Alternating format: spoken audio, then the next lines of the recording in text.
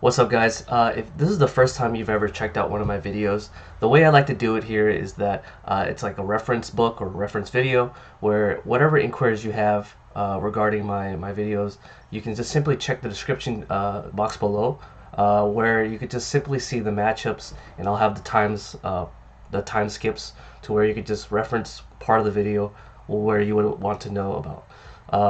Down below in the comment section, I'll have up my matchups. And the combinations that I have for that, the deck profile. So if you're interested in just seeing the deck profile and how what cards I use and why I chose to play certain cards, that'll be down below as well.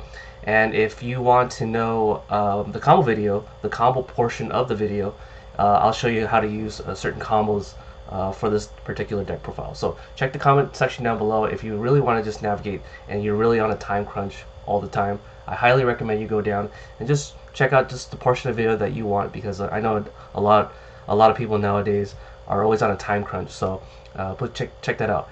In the description box below, I will have a photo hyperlink. So if you want to see the photo of the deck and you don't want to watch my videos, I'm totally okay with that. So check the description box if you just want to see a photo of the deck, and if you can figure out the combos yourselves, be my guest. So just check out the description box if you want to see the photo. So for the first segment portion of this video, I will be talking about the leader I chose to play and my results, and I'll show you some of the prizings that I got as well and where I got it. I'll start now. The leader I chose to play for this event was a rogue leader, and I decided to play rogue because I felt like currently we're in a square format where we have Janemba, Victory Strike decks, whatever decks can use it efficiently, of course, such as Shenron and U7 Frieza. That would be the second one I would say. So Janemba being first, and then it would be Victory Strike deck, and then it would be Vanilla Coup, and it will be probably Broly BR, because Broly BR keeps the Victory Strike deck in check. Victory Strike decks keep Janemba in check, and Janemba keeps Broly BR in check. And then Vanilla Coup, I don't know where to exactly place Vanilla Coup. It doesn't have a bad matchup against any of the other three decks that I mentioned, but it doesn't really have sort of like a good way to win against all the decks. Maybe against Janemba a little bit, but it typically has a rough time with it typically has a okay matchup against every other deck. So anyways, my leader choice that I decided to play and the leader reveal is Son Gohan. So I consider myself a BO1 specialist, and the reason why I say that is because most of the events I go to are local events. So most local tournaments are mainly going to be BO1. So since I have such a high amount of specialty with experience with BO1, I was able to take the tournament that I was going to go to, which was at Project CCG in Montebello, and that event I found out ahead of time was going to be BO1. So why not design a deck that's rogue that could contend with the four decks that I mentioned that are meta, and play strategies that are not normally in the sunlight of the eyes of the public. So I decided to play Son Gohan here because of his ability, solely because he can burst 2 and discard a yellow card, any yellow card in the game, to the drop area, and then draw 2 cards. So you're digging deep and you're milling. So I took this leader's front side to the best of my ability to create a deck to where I can win games on turn 3 and 4, and that's pretty cool. I like decks that can be explosive and also under the radar. So as you've seen throughout my channel, I tend to play decks that are very explosive, very combo-y, and are also under the radar, because the reason why I play Rogue mainly is because that people don't have a side deck for it if you do decide to play BO3, and people don't know how to play against it. And these are two very important factors when stealing games in BO1.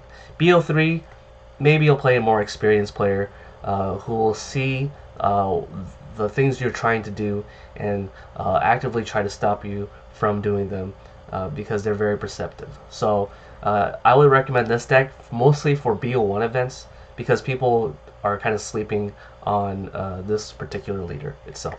The results of my tournament, I got 4th place. So I did get my invitational because the event had 48 players that attended that tournament. So because there was 48 players, the way it works is the top 1/8 of the players who did well are able to get their invite.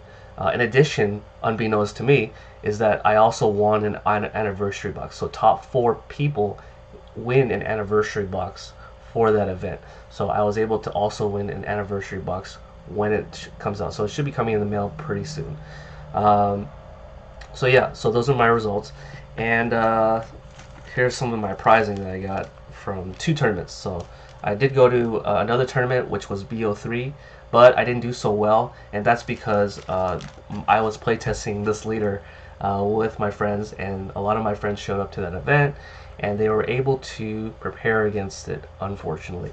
So like I said, if you like Rogue, come watch this video. It's a really fun leader. I would say it's my new favorite leader of the current format until the anniversary box comes out. So enjoy it while you can. In the next portion of this video, I will talk about my deck profile. So stay tuned, and I'll show you the deck profile and how each cards work. Peace out. Alright, now guys, this is the deck portion of the video, or the deck profile portion of the video, where I'll go over each of the cards. So the leader I chose to play was Son Gohan. I did earn my invitational 4th place with this, so I was able to get my invite to regionals. So I will be attending the Pasadena regionals this coming July 28th or 27th. So let's talk about my leader. So this leader, what it does is that you burst 2 first when it attacks. So it's one of those leaders where going second gives you a lot of cards. So you attack with your leader, and you discard a yellow card from your hand to the drop area.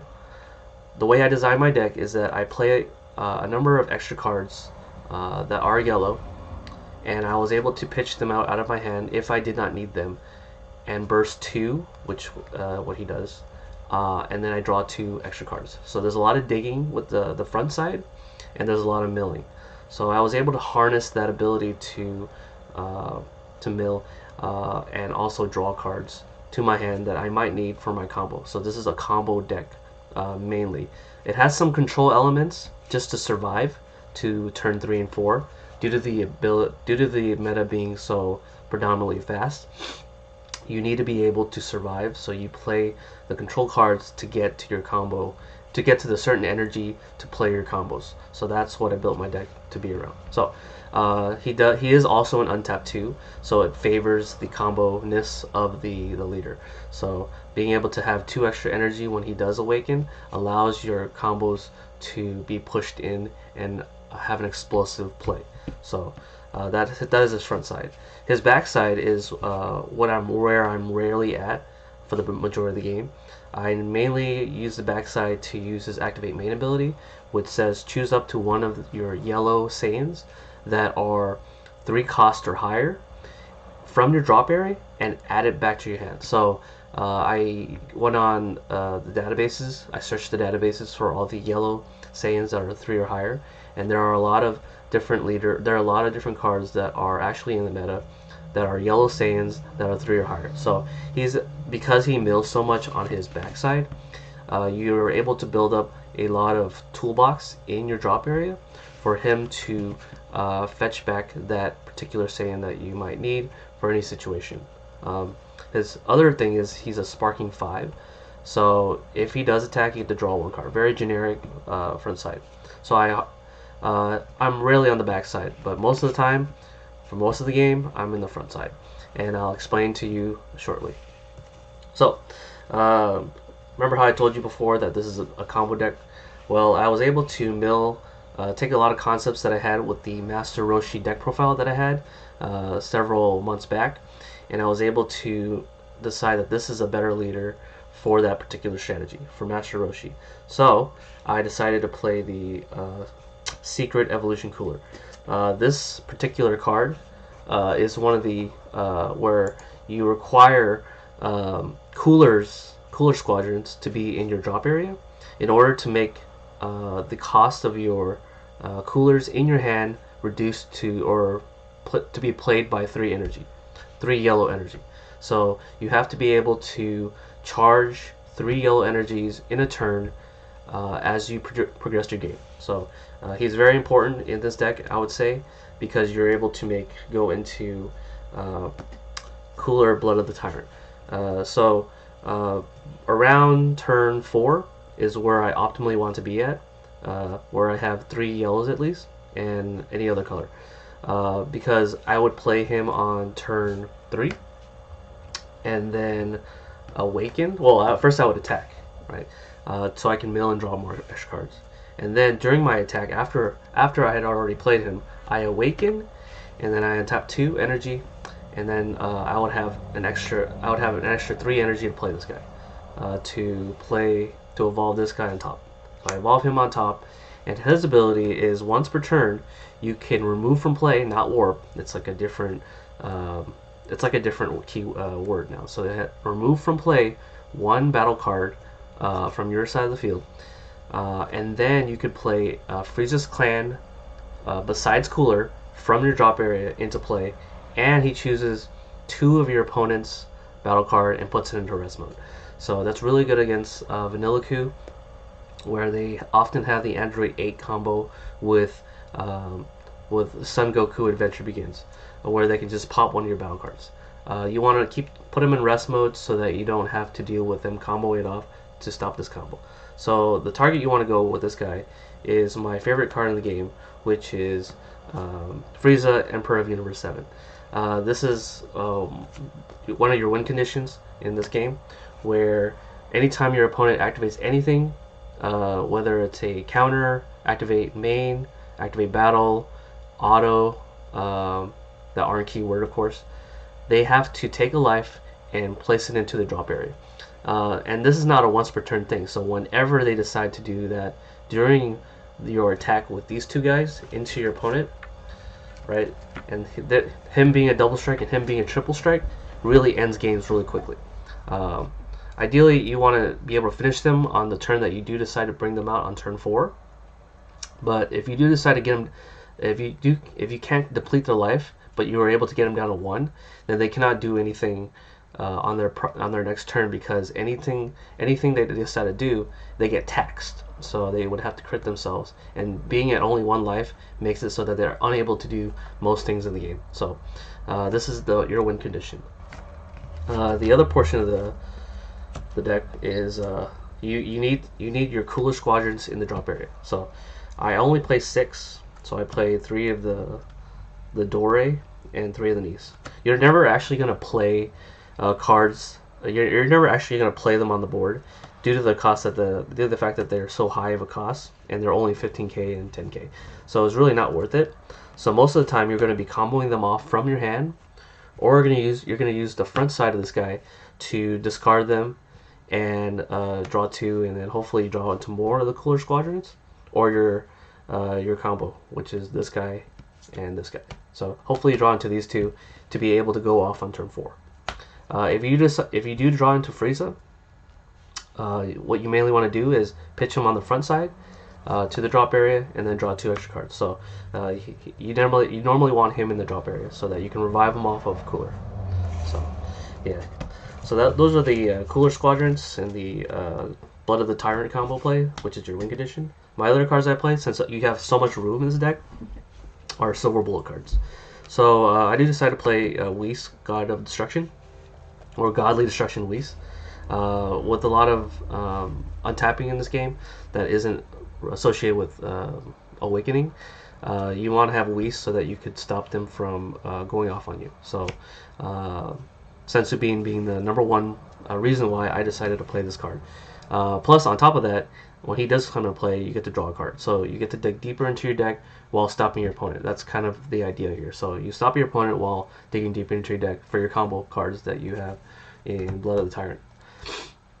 So yeah, other things I play is Dende. So a lot of victory strikes that use objection are always trying to ramp up, especially when they're going first. And you want to be able to stop their plays while enhancing your plays. So I play one Dende in case I do decide to play a deck that plays objection. So he's able to snipe and draw you a card.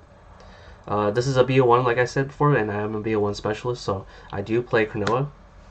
Shigesh is a huge problem due to the fact that it only requires that their leader be at 4 life, and there's a lot of leaders that can self-awaken quite quickly, and so Shigesh becomes a problem because they can be more explosive faster than you. So I did decide to play the 2 Cronoas in my deck to stop them from being explosive. Yeah. I also play 1 Kami.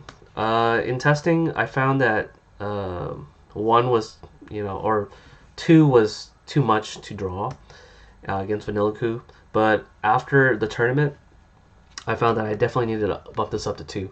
Vanilla Coup is just really strong at maintaining a board to make a huge board in such a few turns that you definitely need Kami to really accentuate your plays. This is also good in testing against Lord Slug. They're one of the other decks that can actually build a board pretty quickly as well. So you're going to need something like Kami to ensure that they don't go off before you do. The other Silver Bolt card I play is No Escape Son Goku. If you're playing against the blue Vanilla Coup deck, Awakening Pan helps them awaken. But I also found that I do need to attack with my leader a lot. So he ended up not being so useful. That was the main reason why I played him in the main deck. Against Gogeta BR, which is the blue leader, you could use that guy, but I don't want their 10Ks to stay out there to keep pummeling me every turn. So in the future, I'll probably cut this out for Kami going forward. To help me awaken, I do decide to play 2 Black Mask Saiyan. A lot of cards actually displays cards that are non-keyword autos to push their battle cards in early. So he'll help you self-awaken, and he serves 2 functions to help you awaken and to also hit for 15k for only 1 energy, and as well as to control the tempo of the game. Other cards I play to help me awaken is Fearless Krillin. He's a pretty good card. He's a crit, and he's also yellow. So you need a healthy number of yellows for this combo to go off. And he pitches yellow, so you're going to be drawing into a lot of black cards, and so you need to have a healthy amount of yellows so that you could charge them every turn. For my, I guess, yeah, I did decide to play. So his backside, as I mentioned earlier, you're able to fetch back a yellow Saiyan that's 3 costs or higher. So I did play the High to Mastery with Path of Greatness, and I only played 2 of them. This is an option. This is an optional win condition in the event that you're able to play him on turn 3, and then on turn 4 you can play High to Mastery. So if you don't have this component in your hand, it's likely that you're able to mill him on the front side, and then pick him back up from the drop area back to your hand. I did fool a lot of people into thinking I was playing Victory Strike, but in this deck I do not play Victory Strike just because of the virtue of the fact that I don't own it, and I don't justify paying that much money for a single card. So he serves the purpose of deceiving people into trying to get rid of him on the turn that he's played, and it turned out pretty well. A lot of people were scared of being Victory Strike, even though I don't actually play it. But maybe you can play it in this deck and actually deliver the threat. One card I found really clutch in this matchup was Source of Power, Son Goku. So in order to help me awaken, I need something on turn 3 that can help me awaken. And he's also a 3-cost yellow Saiyan that you can fetch on the backside. And of course, the thing I failed to mention since the beginning of the game is that I do play 2 Shigesh. So I do play combo tricks, which I will explain later. But I do play Shigesh, and there's only 2 of them. So in case I do get Cronoa'd, I do have the Beerus to help me super combo as well, which digs deeper into my deck. So yeah, he's a very good card, mainly because he hits twice for single strike, and allows you to take Vanilla Coup down from 6 to 5 for you to finish him off with double strike and triple strike with these two. So that's the idea here. So that's why I definitely need him in my deck so that I can help me awaken, and also put more attackers on the board. So he attacks twice, which is good, and he takes 2 life. So oftentimes I'll go down to 1 life without even awakening with this guy, which is pretty cool. Without awakening with this guy.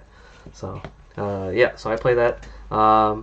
Really good against Shenron as well. Shenron doesn't like to attack you for the first few turns, and they're going to probably leave you at 8 before they victory strike you. So you're going to need something to help you awaken, which is why I play this guy. I would bump him up to 2, but Shenron is probably going to be a more scarce matchup. Not many people will play. Well, people will play it, but you probably won't play it as much. To combo with to add on to the explosive play with Shigesh, I do play 2 Preface to help me explode on turn 3 with this whole combo, assuming I have the combo. He also helps me play a number of other cards as well. And I play 1 explosive Son Goku because he's a 3-cost Yellow Saiyan that you can fetch back with this guy. And I also play this guy. I play him mainly because of Shenjita, but now that I've played after a tournament, I found him to be quite useless. So maybe in the future I will play something else to replace this guy, but I haven't decided what yet. But he ended up being a charge fodder most of the time, or a discard fodder. I never actually played him on any turn at all. But ideally you could. I do play Crusher Ball. So this is the extra portion of the video. I do play Crusher Ball because in the event that someone plays Path of Greatness on me on turn 3, I can Crusher Ball it, and then I could play this and kill it. I just needed an answer. That's why I slotted him in my deck. So maybe going forward I would probably just side deck him, but I don't know. I found him to be very lackluster in most cases. He only served to be an energy fodder or a discard fodder for my leader's front side. Yeah, so Crusher Ball. I also played this for... What did I play this for? I guess Vanilla-Ku. If I do go first and I don't open up a Silver Bullet card, I can Crusher Ball and attack. I can attack the Adventure Begins with my leader.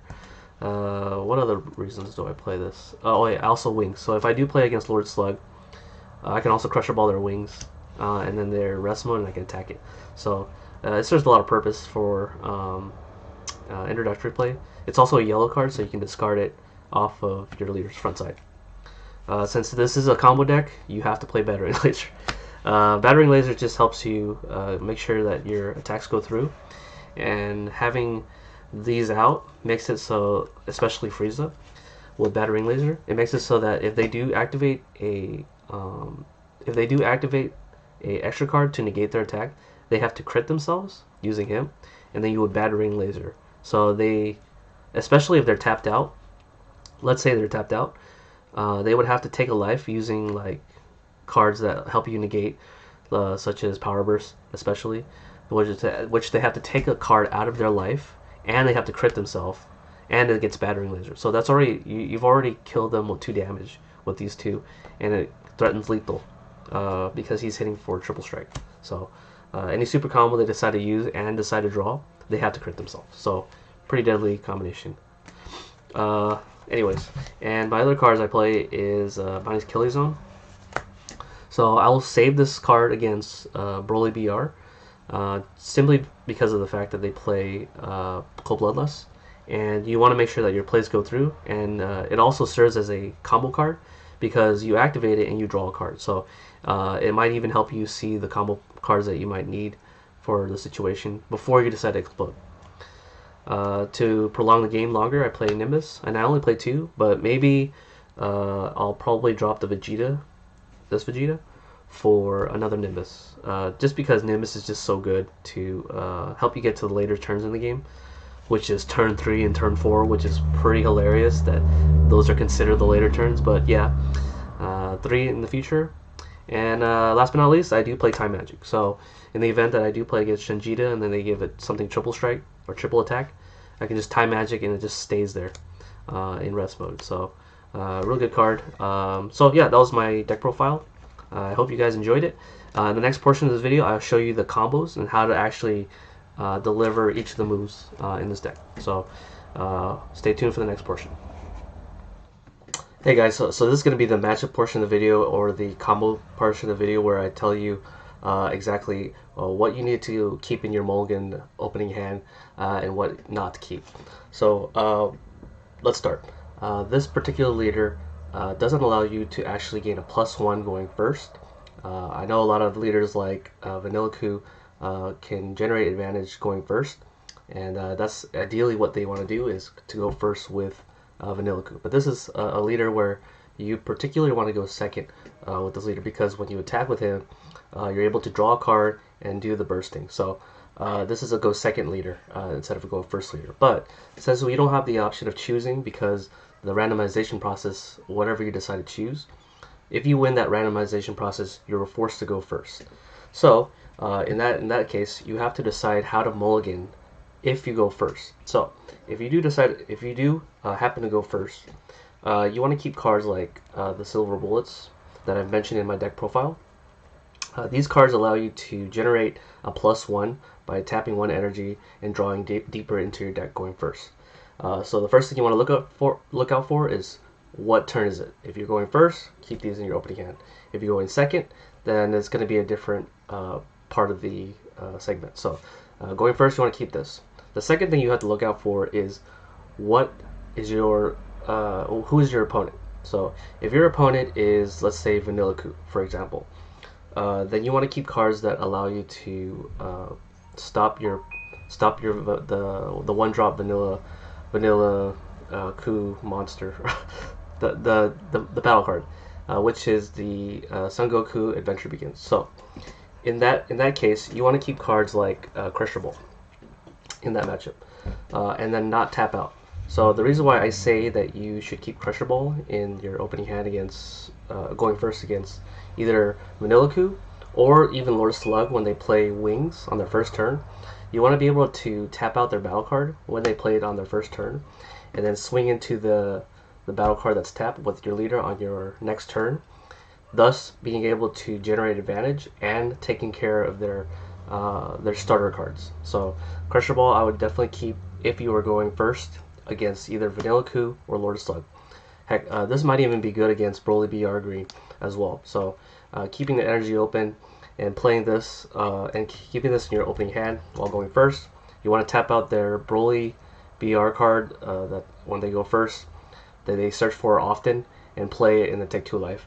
You want to Crusher Ball that and put it in rest mode, so by the time you attack it on your next turn, then you're able to force them to take the other 2 life, and if they don't have it, they don't have it. So sometimes they don't have the 15 drop, so then you stun them for a whole turn if you are able to eliminate their 1 drop and are able to stifle them for another turn. So Crusher Ball, keep it against Broly BR Green, Vanilla Coup, and Lord Slug. That's dependent on the matchup. So if you're not playing against those matchups, I believe you don't need these particular cards in your opening hand. So there's that. Other things you might consider if you do go first is to actually play your deck. So if you do go first, you want to keep at least 1 yellow card that you don't need. So the reason why I say keep cards that you don't need is because, let's say you're playing against Shenron, Dende Shenron, right? And for instance, you are going first. You know that you don't ever need to play this against Shenron, because most Shenron decks play cards that cannot be affected by counterplay cards. So against Shenron, if you're going first, the things you want to keep in your opening hand is cards that help you awaken faster. So the Shenron doesn't like attacking on the first few turns, so I highly recommend that you play cards that allow you to self-awaken. So in that case, you want to keep cards like Fearless Assault Krillin in your opening hand. This is really good because if they decide to slow roll you where you can't attack, keeping your 1-drops and your cards. I also play Source of Great Power and Black Mass Sand. So trying to look for these cards when going first against Shenron, because you want to be able to awaken as quickly as possible before they awaken and then give something triple attack, and then you're blown out of the water by Victory Strike. So I definitely recommend that you keep these 5 cards in your opening hand against Shenron. Yeah, so against Shenron, I think I have that covered. What else is there? So against Janemba. So when you're playing against Janemba, you want to keep cards like you do want to keep Crusher Ball as well. So Crusher Ball, you want to Crusher Ball their Psyche Demon when going first. So keep this in your opening hand when you can. They're gonna play the Psyche Demon, you're gonna Crusher Ball it, and then you're gonna attack it on your next turn.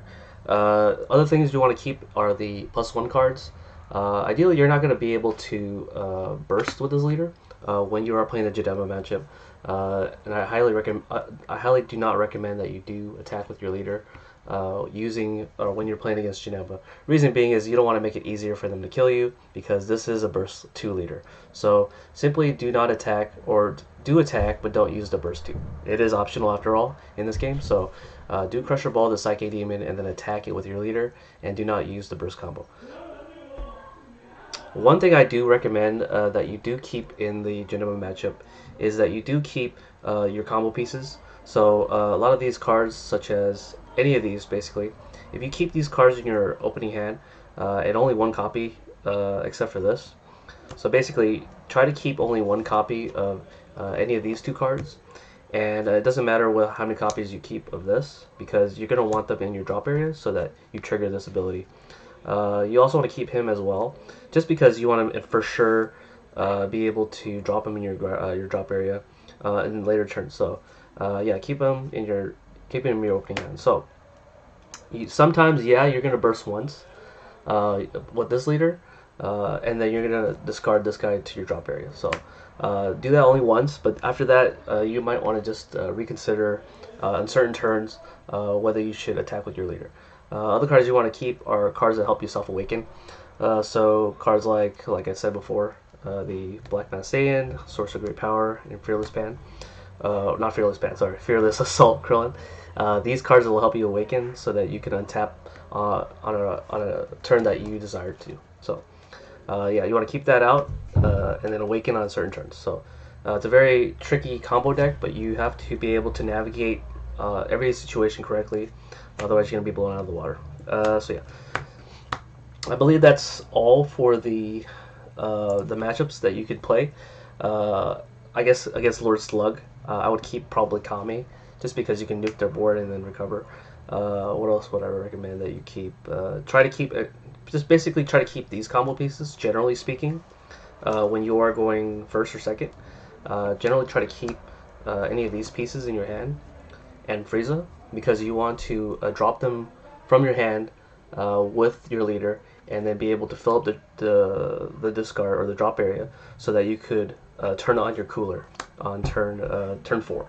So yeah, I'll explain why turn 4 later. So I think that's it for going first.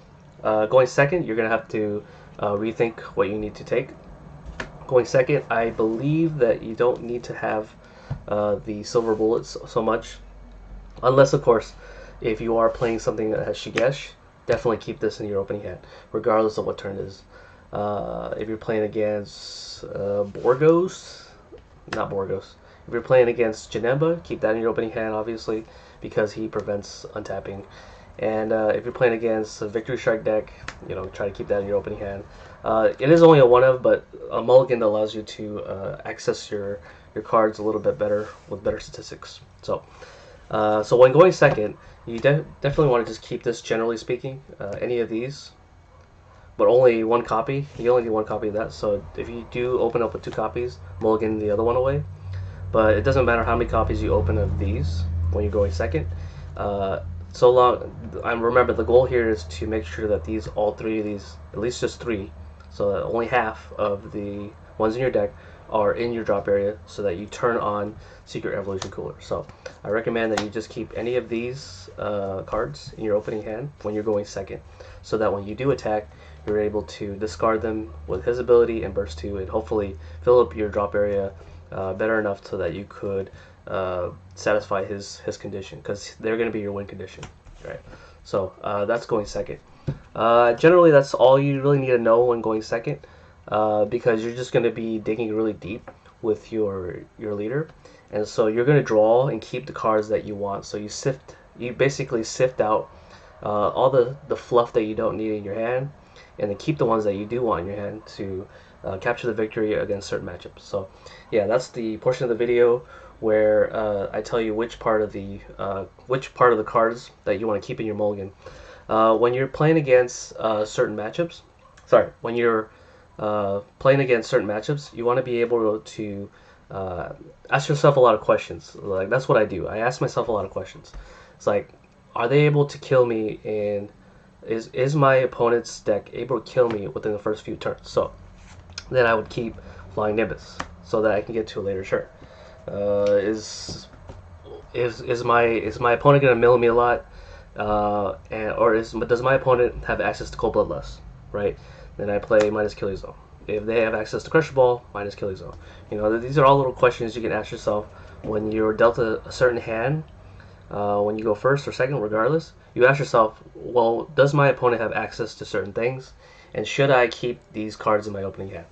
And so you constantly have to recognize what people are playing, because you just can't blindly play a deck and expect your hand to be God every single time. You have to mulligan for it correctly. So yeah, that's one of the things that that sets this leader apart from others, is that it has a low margin of error compared to other leaders where you can recover very fast. So you have to play this exceptionally well, depending on your matchups. So but if you do learn the matchups and you do know how to use this leader correctly, I promise you it'll reward you very greatly if you just understand how to mulligan for this with this leader. So the next portion of the next portion of the video will be the combo video. So I'll show you some basic combos you can do with this leader. Peace out.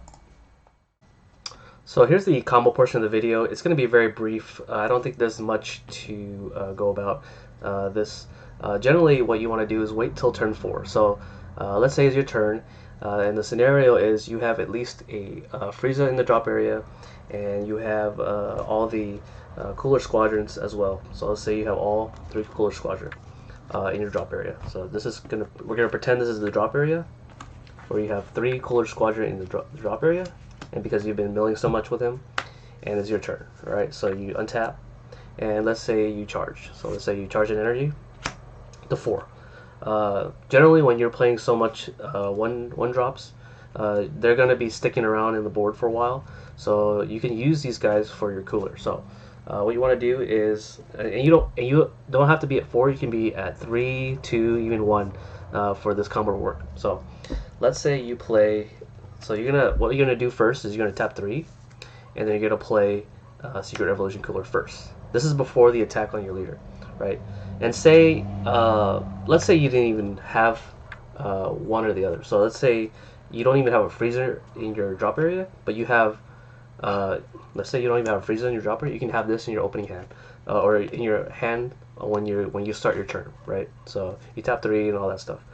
Then the first thing you do after you play him is that you attack with your leader, and then you burst 2. So you're gonna burst 2. So let's say you burst 2 minus Killing Zone, right?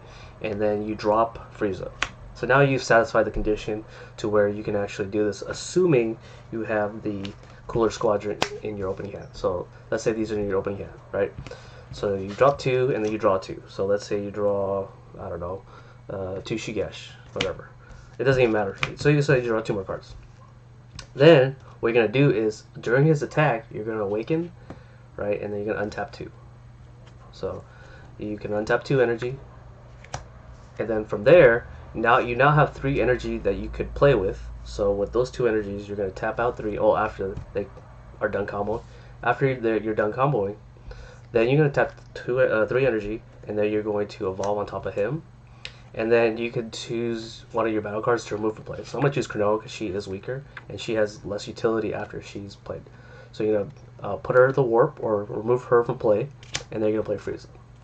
So this is all happening on turn 3. Sorry, turn 4. And that's pretty explosive, I think, because you now have a double striker who's a 30k attacker, and you have a triple strike attacker who is a 30k as well, and he taxes your opponent every time they decide to every time they do an activate main, counter, or a non-keyword auto. In any case, it's going to be any negates, basically, any super combo if they decide to draw a card.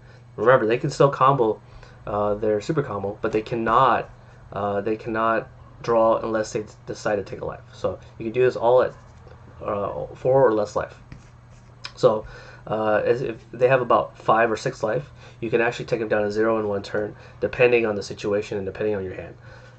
In other scenarios, if you do happen to have Shigesh in your opening hand, and you want to ensure that you win, what you do is you try to keep Shigesh in your hand until the final turn, and then you're gonna attack maybe with your leader. Actually, after you attack with him, and then you Shigesh, and then you're gonna play Preface. So where's Preface at? Preface is in the life. Sorry. So let's say you Shigesh out Preface, right? With Preface, you're gonna untap 2 energy, right? And then now you have your Bad Ring Laser is now open to where if they choose Bad Ring Laser his attack, or if they choose to negate your Frieza attack on the triple strike, and assuming they're at 3 life, you now have open energy so you can activate Bad Ring Laser. So that's one of the things that you could do using the Preface combo, and this is all happening on turn 4. You can even do as early as turn 3 this entire combo. So I would have to explain it to you guys. So I'll change the setup to where it's turn 3 and you're able to do nearly the same thing, assuming you have the perfect ideal hand. So okay, so this is a scenario where you have these 5 cards that you're opening are in the hand starting turn 3, right? So you draw for turn. Let's say you draw this card. It doesn't matter, and you untap your energy. And say your opponent has really tried the rush game and it's only turn 2, and it's very possible to get down to this low, being only on your turn 3. So you charge for turn 3, and assuming that you've correctly, even if like before where you only have these 3 and this in your hand, and you drop it, assuming that's all the conditions are the same as the prior combo that I mentioned, and you have these in your opening hand, then you can actually on turn 3 be able to explode. So what you can do here is tap out for Secret Evolution Cooler, and he requires that you have 3 blues or 3 yellows. So make sure that you're charging a yellow every turn until turn 3 to do this. So what you do now is you tap out to play this guy. You attack. Of course, you're gonna burst. So let's say you discard a Frieza. So let's say you discard a Frieza, and then you draw 2 more cards. It doesn't have to be anything. So it could be minus Achilles Zone or another Luis. Right.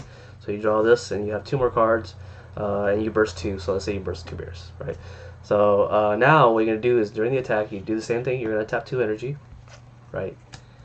And at this point, you could probably, let's say you open up another, let's say you have another cooler in your hand. You can actually just tap 1 out and play combo to 25, and you can Shigesh and then play Preface and then untap 2 energy, right? And at this point, you're swinging in for 35 using your Gohan, and on top of that, you now have 3 energies that you can use that you can evolve on top of him and do crazy things. But let's say you don't combo. Yeah, let's say, actually no. So you're gonna combo to 35. Perfect. So now is your turn. It's still your turn. You have Preface. And you have 3 energy. So now you can actually tap out all 3 energy, right? And then you have a cooler, and you can probably swing with Preface and to deal another damage in. And then after the battle ends, you can actually remove him from play, and then play a Frieza from your drop area. So it's the same combo, but this time you have only 3 energy. So it's very possible to make sure that this combo goes off, but unfortunately you're just going to need Shigesh to go off. So if they Cronulla you, I wouldn't recommend doing this, but this is one of the combos you can do. As early as turn 3, you can have this powerful board. So yeah, that's combo 2, and I believe that's all you really need to know when it comes to comboing. Yeah, so that's it for the combo video. Next portion of the video, I'm gonna talk about the matchups I had for the tournaments and how I went about winning them. So peace out. Okay, so hey guys, so this is gonna be my matchup commentary. I'm just gonna go over the matchups that I had when I played my first tournament, which was BO1, and the second tournament I went to, which is BO3. So the first tournament, also, if you guys are interested in hearing, I'm gonna write down a tournament report as well. I'm probably gonna have it on either Facebook, or I'm gonna have it on Tumblr or WordPress. But I'll definitely have the link description below, so you can just simply click on that if you want to hear my tournament report. So first round, I did play against the old Trunks leader. This was a throwback, but he definitely used some old concepts in that matchup. He used the chain attack Zeno combo in his deck. When I first played him, I was afraid of being rushed down pretty quickly because Trunks is one of those leaders that can really push their plays in really quickly. But I remember that unyielding Trunks is now at 1, so it definitely severely limited Trunks' ability to really be aggressive. So, but I still had my first impression thinking, wow, well, maybe I should have made that Crest Crusher for this particular matchup. But again, I didn't prepare against the Trunks matchup, but I ended up winning anyways. Actually, going forward, I think I might be playing Crisis Crusher in that deck because there was a lot of 1-drops that are just so pesky that I wanted to get rid of. And had I had Crisis Crusher, I would have been able to deal with them. So maybe if you guys want, you guys can find room for Crisis Crusher and play it in your deck so you can deal with decks that really try to rush you down, and Crisis Crusher prevents them from attacking with their 1-drops. So definitely consider playing the 1-drops or playing Crisis Crusher. Another thing you can play is that's it. No, that's nothing else. One thing I forgot about when playing against this leader is that you can combo the Zeno out of your hand and draw a card with with Trunks, because Zeno is a 7-drop, and it does trigger the front side and the back side of future Trunks from Union Force. So that's pretty cool. But my deck is just more explosive, and it does control a lot better than Trunks can. So I ended up winning that one. My second round, I played Shenron Victory Strike. So Shenron Victory Strike is an interesting deck. This is the first time I've been exposed to it. This is kind of similar to the Purunga build, but it plays a bit differently. He got around turn. It plays the Bojack Space Pirate combo, where first turn he actually exhausts himself. So he plays that as a blue and yellow, so that he could play Height of Mastery, Path to Greatness combo, because it'll have a yellow, and he can play Objection. So that Bojack actually acts as a blue energy, so I think he tries to mulligan for that card. I'm pretty sure that's what he tries to do. And then when he does mulligan for it, going first, he charges it and comes in exhaust, so that when his turn comes around again, he can charge a yellow energy and then play Objection. Because Path to Greatness combo requires that you have at least 4 yellow, he needed to be able to play Objection and as well as play for Height of Mastery. So Bojack serves that purpose, because on turn 4 he was able to Victory Strike me and then win the game.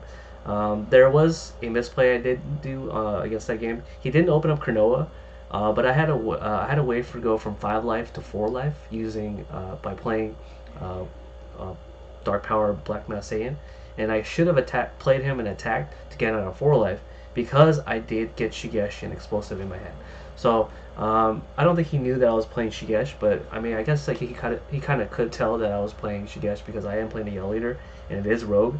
Like, how else will a yellow rogue leader be able to do so well in the tournament, especially when it's BO1? So that was definitely one of my misplays against that matchup. So I could have got that W, but because I did misplay and I didn't actually play the Dark Power of Mass Saiyan, I ended up losing that game against him, because he did go first and he was able to get Victory Strike off with all his common. So he opened up pretty perfectly against me. So yeah, so round 2 I definitely lost. Round 3 I played against Vanilliku, blue black. This deck was pretty interesting. It actually played Objection, and he also plays Gogeta. So just to ramp up quickly, I had a similar thought when that Vanilliku is able to generate so much advantage, and then playing Objection would not be much of a hindrance to them. In fact, it might be an advantage. But I found that the blue-black Vanilliku does already well without needing to use Objection, that you don't actually need to play Objection in that deck. But he did decide to play it, and well, I think I won because, of course, my deck can be explosive on turn 4. I think I played the Frieza combo on turn 4 against him. So the Blood of the Tyrant and the Emperor of Universe 7 really stole that game from him, and he wasn't able to do anything. Especially in that matchup, the 4-star ball is normally comboed for 5k, but since I do play the Emperor of Universe 7, every time they do decide to play that, they have to crit themselves. So it's a real, it's a real bummer for them, and it's, really good for me since I'm playing Rogue. So I ended up winning that one because, even Power Burst requires them to crit myself, and he was tapped out. So he tapped out on turn 4, and I was able to win the game because Power Burst would crit yourself, and then you would take the life, and then that's already 2 life, and I think, yeah, and then I attack with another battle card, and he just can't out combo 30k base stat without using super combos. So that's pretty insane. 4th round, I did play against Oob, and it was an interesting deck. He plays Planet M2. So funny thing enough, a lot of my opponents this weekend did play Planet M2, not just my Oob opponent, but another matchup. And it turned out to be a very good card against me because I need my 1-drops in on the board so that I could play Blood of the Tyrant Cooler and have a target that I can banish. I could banish himself, and that's also a viable strategy. But I'd rather have both the cooler on the board and the Emperor of U7 on the board at the same time, rather than remove from play my Blood of the Tyrant. So Planet M2 definitely put a number on my deck. So, but I was able to win. I remember on turn 3 I played Path to Greatness, and I fooled him into thinking that I had a Victory Strike in my deck. So he tried he used Oob's ability to take himself down to one life because he was so afraid that that Victory Strike was just going to outright out combo him, and then I would lose if I couldn't out combo him because he took out all of his most of his life out to make his Oob like really powerful on an attack. But all the cards that he wanted out of his life will be in his hand, so he can out combo me. But the thing is, I didn't play Hidden Mastery, and I fooled him into thinking that was the case, and then I ultimately won because I played Emperor Frieza on my next turn, and since he can't negate, I definitely won that game because he can't out combo. Well, he can't use his super combos because he also decided to play the World Martial Art super combo, which unfortunately doesn't give you the 10k if you combo with him. So he had a bunch of super combos he couldn't use because he was at 1 life. So I definitely stole that game from him. As a BO1 specialist, one of the things you can do, one of the things you are really gifted at, is stealing games. So that's just how it is. That's the nature of the game. BO1. 5th round, I played against U7 Victory Strike. This was an interesting one. He went first, and it was turn 3. He plays Path to Greatness, and I'm already anticipating that because he was already at low life, but he didn't want to awaken. I was already anticipating he's gonna Victory Strike me, and in my opening hand, or in my hand, I had no way to bring out Emperor Frieza and stop him from doing it. So what I did was I just kept all my energy open and let him take the move, and he charges a yellow, and I'm like, all right, just Victory Strike me, and he says I don't have it, and I was like, there's no way, you have to have it. And then he ends up playing a bunch of cards that fish for that card, and he does play Shigesh. So he was fishing really hard for that Victory Strike, and I anticipated it might be in his life, but he played a Universe 7 representative to try to dig deep into his deck, but he never got his Victory Strike. So that extra turn was his last, because the next turn I basically make the board, the U7 Frieza board, and then I try to kill him. But unfortunately, yeah, he didn't survive and he lost. So that deck's really reliant on Victory Strike going off, and yeah, it was a really close game actually. It got down to the wire because he did remove my Frieza off my board using Shigesh and the Son Gohan from Goku's lineage. So he Shigesh and he crit himself twice and he killed my Frieza, and he also killed my Cooler somehow the following turn. And then he plays Hope of the Universe 7, which is the 8-drop, and he attacks me and he crits me like a bunch of damage, because the way that U7 Frieza is, like, they don't like to touch your life until the final moment where they Victory Strike. But he had to like come up with the an alternative way to kill me. So he ended up using Hope of Universe 7 to try to crit me down, but he only got me down to 2 life, and that was all I needed before I was able to take him out, because he got down to 2 life as well. And I believe I played Blood of the Tyrant, and I attacked him and I double striked him, and then he couldn't stop it. So that's how I won. He just exhausted himself and he just couldn't win. So yeah, so I did win against that one just because he didn't have his Victory Strike. Yeah, it's gonna be a difficult matchup for most decks. Round 6, I played against Vanilliku, and this was an interesting one. I actually won this game on turn 3, and he did go first. I believe he charged the Champa, furthering destructing Champa, and he plays Adventure Begins, and he searches for a Dragon Ball, and he basically gets the +2 going first. And then I charged a yellow. I had to have charged a yellow, and then I played. I believe I played a Whis, the Godly Destruction Whis. I drew a card and I passed. And on his turn 2, he tries to rush me. I believe the whole game is where he tries to rush me down by destroying, like he just goes really wide, basically. And this wasn't turn 2. Turn 3 he actually did it. Turn 3 he goes really wide.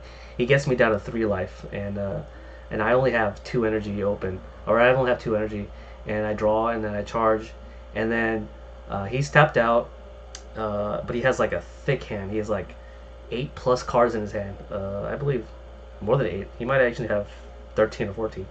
And I was like, oh man, even if I do bring out the victory, so I'm holding on to my combo pieces, and I have everything. I have 2 Shigesh, I have 2 Preface. I also have Source of Great Power, and I have like what else did I have? And I had the Frieza combo. I was holding on to my hand because that's why I was such a low life. I wanted to keep all my combo pieces so that I can push back. So he goes wide on his turn 3, and I'm at 3 life, and I bring out Frieza, the Frieza combo, and I have that out in play, and my attack sequence was like I mentioned before. I play the Cooler, and then I attack with my leader. I drop a yellow, I draw 2, and I untap 2 by awakening on the attack, and I have 3 energy. Oh, I have 2 energy, and then I play Shigesh, and I played Preface. No, I believe I tapped the last energy to combo a 10k, and then I played Shigesh, and then I prefaced, and then I tapped 2 energy again. So I comboed to 35. He takes the damage. He goes down to 5. I haven't even touched him. So he goes down to 5, and then I attack with Preface. No, I didn't attack with Preface. Yeah, I did attack with Preface. So I attack with Preface, and then I Shigeshed again, and then I made the. No, I didn't do that. Did I do that? Yeah. So I Shigeshed, and I go into Source of Great Power, and I have 3 energy open. Of course, I combo to 25. He combos out. He still has 5 life. Then I tap 3, and I play the Cooler, and then I remove from play the Preface from the field, and then I play Emperor View 7 onto the board. And now he's at 5 life, which is the optimal board. I attack with Cooler, and I comboed. I believe I comboed all the way to. No, I actually didn't attack with Cooler first. Yeah, I did. I attack with Cooler, and he doesn't combo out. He takes the 2 damage, and then I attack with the U7 Emperor Frieza, and then he combos out of that attack, and he's down to 1 life, and I attack with Source of Great Power, and I take 2 cards out of my life, and I'm at 1, and then I go all in on that attack, and then that's how I won. Yeah, I believe that's what happened. So yeah, that was my first tournament, and I did go 5-1, which is pretty impressive, considering that I'm playing Rogue, and I played against all these vanilla coups. So yeah, for my second tournament, I do so well. I won't be going over this in the video, but if you guys want to see the matchup, those are the matchups.